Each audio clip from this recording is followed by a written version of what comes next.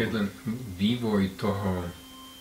toho názoru je asi taký, že začínal som v 14-15 v karate, kde sa nehovorilo o bojovom umení, bol to skrátka šport.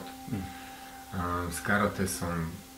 ušiel, začal som robiť nejaké kung fu, kde už sa začalo rozprávať o nejakom, že treba premýšľať o tom boji trochu inak a treba to celé vnímať a okamžite človek začal jesť iba ryžu a iba paličkami a prebral takú tú sociálnu rolu toho bojovníka. Odtiaľ som prešiel k historickému šermu a tam už sa dá hovoriť o umení, pretože tam to nebol len boj, vôbec to nebol šport, začalo to byť už umenie, kde bolo treba stvárniť tie postavy, dať im nejakého ducha a to už potom jednak človek hraje nejakú rolu a jednak tá rola toho človeka začína ovplyvňovať spätne, nejaká spätná väzba, myslím, že takú skúsenosť majú všetci herci a to, čo jedno s druhým naväzuje na seba, tak to asi potom ten charakter aj ovplyvňuje.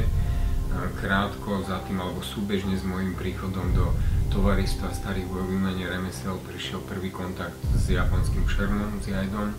vďaka majstrovi Petrovi Kozovi a od tej doby sa dá teda hovoriť len o bojovom umení, pretože viac to bolo o vnímaní tých súvislostí a o tom, ako to človek je schopný preberať do života, ako len o nejakom boji. Ostatne v tom jajdo človek toho boja s nejakým priamym nepriateľom nezažije. Je to len o tom vlastnom nepriateľovi, ktorý sa skrýva vnútri.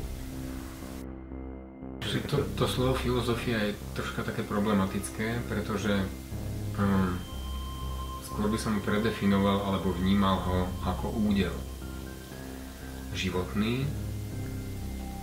a ten údel pre mňa už od detstva bol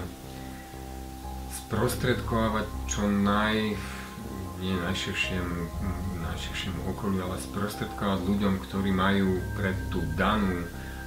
ten daný môj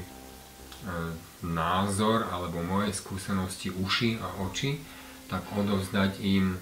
nejakú schopnosť osvojiť si a vytvoriť si zmysel vlastného života. A to bolo od pionierských dôb, kde som bol pionierský vedúci, kde potom vznikol krúžok historického šermu popri historickom šerme, ktorý som robil. Potom sa to okamžite predefinovalo na nejaké kendo a začalo to ovplyvňovať tá východoazijská filozofia, keď už používame tento názov. Ale neustále to pre mňa bola, alebo snažil som sa využívať to, čo nám bojové umenie, japonský šerm alebo historický šerm dáva, využívať to ako,